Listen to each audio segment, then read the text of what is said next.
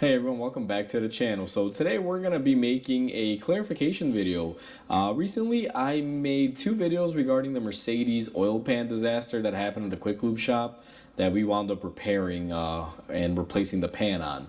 So that video, the first one, not really too bad when it came to clarification, but the second video I feel needs some clarification because I see the same comments over and over, and I see some people making this comment as a joke because they understand where I'm coming from, and then I have some people that are really adamant about it, and they're really fighting tooth and nail. So I kind of have to make this video just to kind of set the record straight and explain my thought process on this, because some people out there are saying some real negative things, and you know what, I just hate negativity, especially when it comes from a place of someone that's just not educated on certain things, or I guess you can say not understanding of someone else's position. So we're going to kind of get into that today.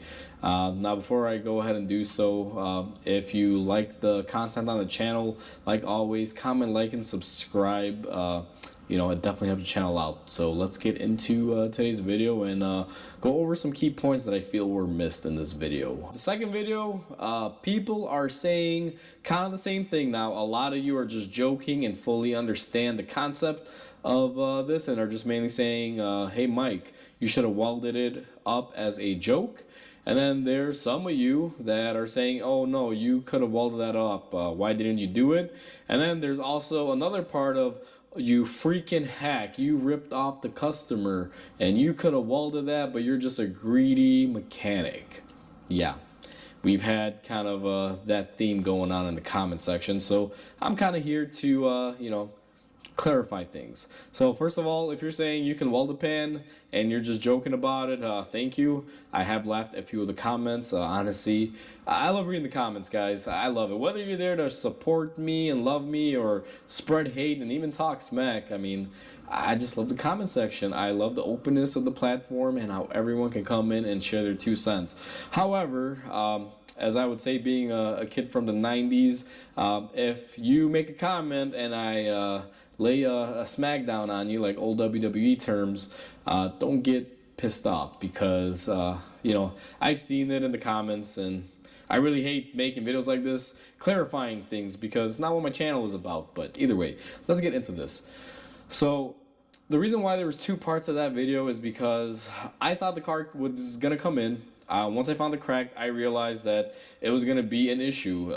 Typically, when a car gets damaged at another shop, and you're at another shop getting clarification on that and what it's going to cost, there's always going to be a debate, because if that first shop accepts responsibility, they're going to want to go through the numbers and go over things and possibly say, nope, you can't work on it. We're going to take it to a place that we want to take it to get it worked on. There's always a huge mess, and there's always a back and forth. Or there's always the waiting and waiting around to find out that no one is going to pay for their screw up, to say the least. So typically in this scenario, when that happens, sometimes the car is just sitting on the lot for weeks, days, months, whatever, until the situation is sorted out. Now for this vehicle, that didn't happen, because the vehicle owner was very adamant. He's like, listen, whatever is going on between me and that Quick Lube shop, I'm gonna deal with later. Right now, I just want my car fixed, and I want it back in my garage where it should be. He has a thing for this car. He loves it, even though it's a car that you see out there quite a bit. It's special to him. It's low mileage. He takes care of it. Don't blame him for just wanting his car back in his garage instead of letting it sit, staining his floor in his garage, or letting it sit out on the lot getting dirty, rained on, snowed on, because it's currently winter here in Chicago. But either way, he chose to just, give me the green light and said, you know what, Mike, replace it. I want it fixed. I want it done right. And that's the key term for this video. I want it done right. And that's what we did. Even though a lot of the comment section is hating on me, saying I'm a crook, rip off, and vice versa. So a lot of the comments were saying, Mike, you can JB weld it. Why didn't you? And a lot of them were joking, and some of them were, I guess, you can say more or less were semi-serious. But you can't JB weld that. I would never JB weld that. And the problem with that is because when you tighten that drain bolt, I didn't show it in the video, but the more threading you got onto that bolt and the more you would try to tighten it, it would actually spread the crack open. Now that torque for that drain bolt was 22 foot-pounds. I took my torque wrench and I set it at 22 foot-pounds, and that thing opened up like, quite nicely. It went from a faint crack to a really nice wide crack, probably the width of a fingernail, which tells me that that thing can pretty much go and open up at any point. Especially when you're torquing it. If you're torquing it to the correct foot-pounds and that thing is splitting open like that, JB Weld's not going to hold it, because JB Weld doesn't really move with the material. It's just there to kind of seal it and hold it together. Now, welding can, but the thing with welding is, do you weld it? And I'm not an expert welder again. In my head, I would, be thinking of things like, do I weld it with the bolt torqued in there, with the drain bolt tightened, so I can spread the crack and fill it in? That would probably be the best way to do it.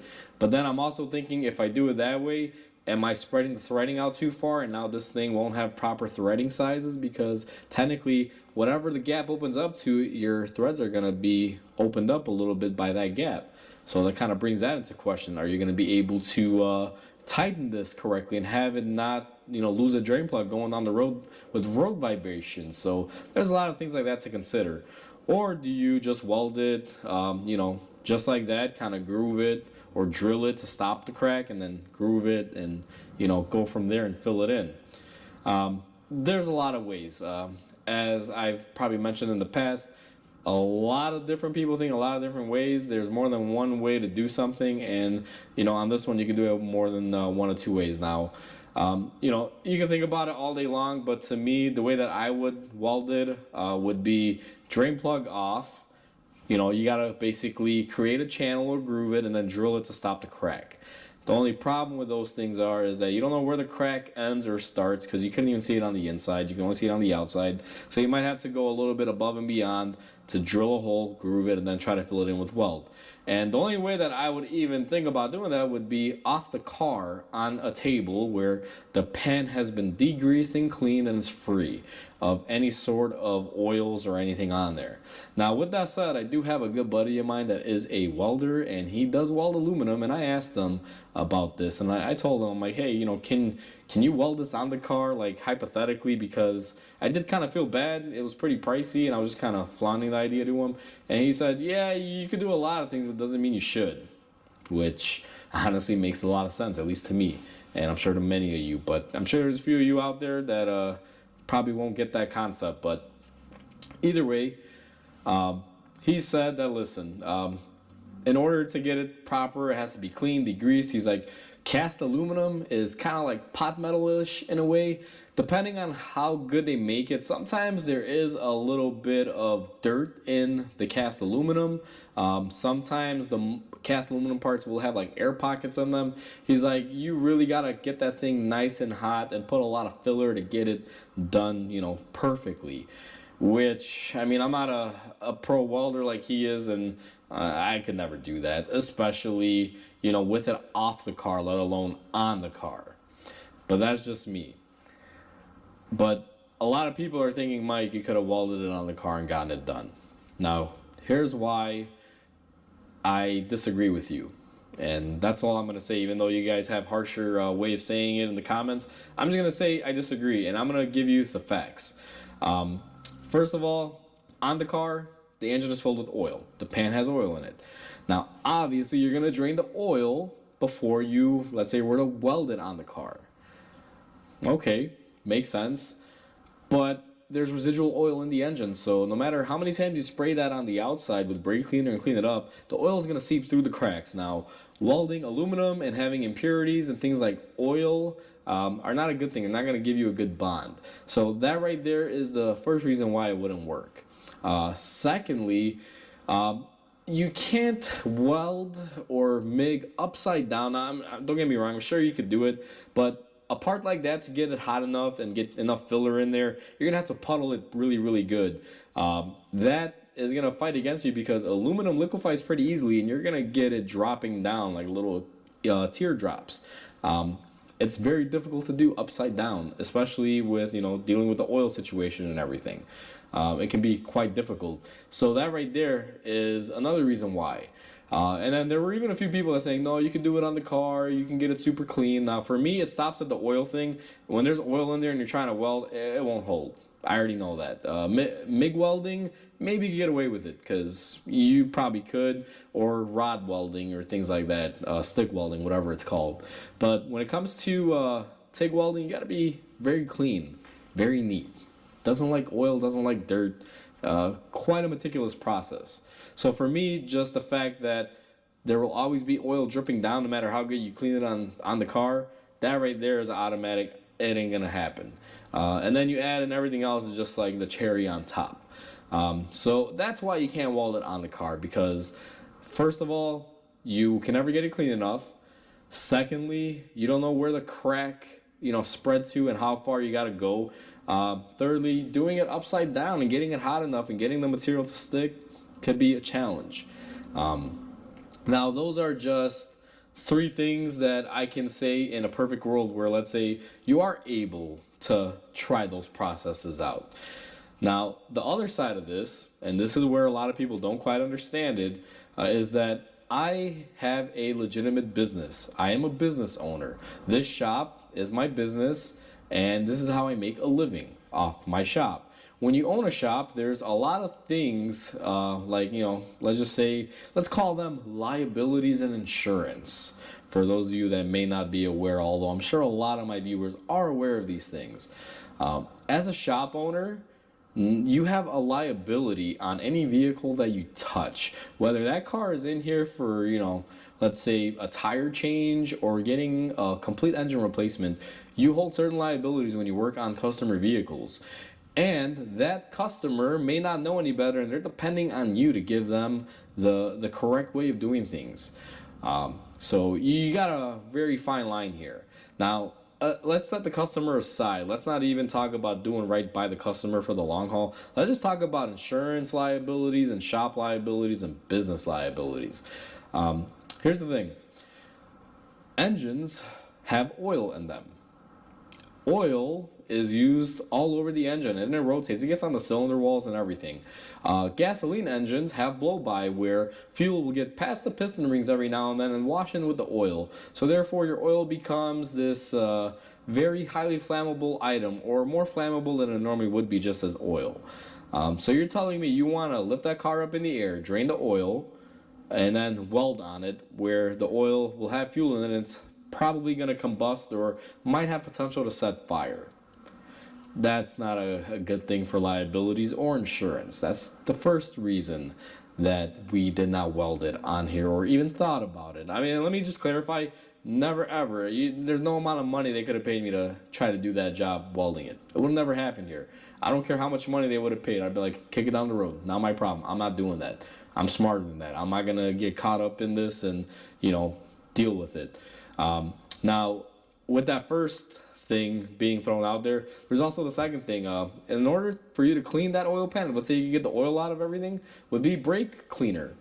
Guess what brake cleaner is? Highly flammable. So if you spray brake cleaner all throughout that pan on the inside and outside and clean it up, first of all, if you gave the brake cleaner enough time to atomize and fully dissipate, you would probably have oil coming back down towards that crack from the cylinder heads, from the block, wherever oil will stay in an engine, because there is no way you can get 100% of that oil out. You will always have a film of oil or something coming down, and on this particular oil pan, the lowest place for that oil pan was where that crack was. So you will always get oil coming down there. And the reason why I have to say that if you waited the proper amount of time for brake cleaner to dissipate, because brake cleaner is flammable. So if you were to just clean that area and spray with brake cleaner and then air it out, there's still some flammability to it. And if you go take your TIG welder and you present the arc to that, you could probably blow that lower section of that oil pan or engine apart, possibly cause a fire.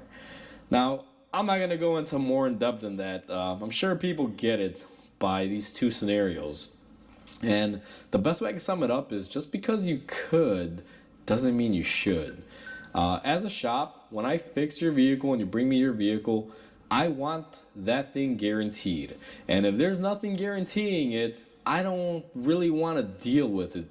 I don't like doing business with my customers saying to them, hey, I'm going to do this, but I'm not going to guarantee it. that's not really a repair, is it? Because how can you do something but not guarantee it? I have to do repairs by the book where there is a warranty and a guarantee that I can, give to the vehicle owner just in case there is an issue. And by welding that, simply cut and dry, you can't do that because if you were to somehow weld that oil pan, you don't know how well it's going to hold. If it'll crack eventually, or like I mentioned earlier, if you're changing the dimensions of the threading on there because it's being pulled apart or pushed in. Like there's so many factors, guys. Like there's a million factors, but if you really think about it, it's not logical. Now, as a shop owner, I have insurance, I have liabilities, I'm liable for things. I'm not gonna put a car out on the road that I don't know what's gonna happen to it or if it'll hold or work. I just don't do that.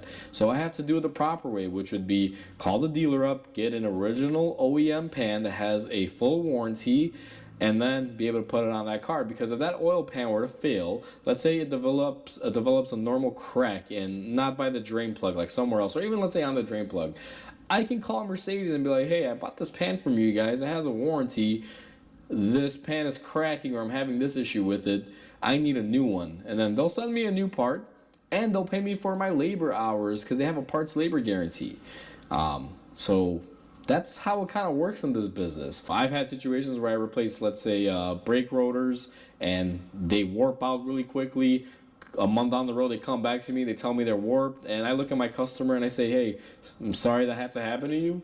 Let's schedule it in, we'll get it done, and we'll replace it free of charge, where they don't pay anything. And then I do the job, give the customer their keys, and on the back end, what I do is I file a labor claim with my supplier, and then they basically will warranty the parts and they'll pay you, I guess you can call it peanuts when it comes to labor money, but at least it's something. You're not just left there hanging to dry. And that's the major thing on this, is that if you can't guarantee that part will work, most shops will not put it on. And the ones that will put it on, I mean, those are the ones you want to watch out for. This is just my feeling on this. I'm not saying I'm correct, but for me in my shop, I like to work correctly, and I got to be able to warranty and guarantee something. And I'm sorry for those of you that don't want to hear this, but I can't guarantee that your welded oil pan is gonna make it 1,000 miles or make it a half block before it cracks or something happens. And there's just too many factors that are out of my control. So I rather just not deal with it. That is the reason why that vehicle oil pan was replaced. And on top of that, it's what the customer chose. Contrary to popular belief from the comment section, for the people out there that are, I'm just going to call you guys haters, I didn't hold a gun to the guy's head and say, you're forced to do this. I told him what it was, make up your mind. I even told him, get other quotes if you'd like. Guess what? He got other quotes and all that, and he still let me work on the car. You know why? Because I was actually the more realistic price. You'd be surprised at how much those jobs go for around here, depending on what the shop's labor rate is. So at the end of the day, for those of you that commented that I'm a hack and I'm this and I'm that, maybe you want to look at both sides of the fence and put yourself in that position, not only as that vehicle owner, but also maybe as the guy working on it. I know a lot of you won't go into work to do something that might potentially come back and get you in trouble. At least not most of you, I would think so. So why would I do that? Why would I do something that might get me in trouble or cause me an issue or stress in my life? You just won't do that. So that's the other side. I think that's where a lot of people missed it. Even though I get it, a lot of people hate mechanics. It's pretty clear in the comments, and I get it. But my biggest thing is to everyone out there that doesn't like mechanics, we're not all the same. You can't put all mechanics in one group and say, yep, they're all this or they're all that. If you have one bad experience with one shop or one mechanic, doesn't make them all the same. That's something I want people to keep in mind. And that is why I want to make this clarification video, because like I said, people were, being pretty nasty to say the least. So here's my response to that. Hopefully this video will take care of any future comments on that, and you can still comment even if you disagree, but make sure you watch this video so you can get the response on why we did what we did. So, that's all I gotta say. Now, hopefully this video doesn't drag on, and I'm just gonna kind of leave it at that, because, let's just say I feel like I've debunked this pretty good. Although I'm pretty sure all the haters are going to come back on here and think of some other creative way to say that I was wrong, which at this point I just, whatever. feel free, go for it.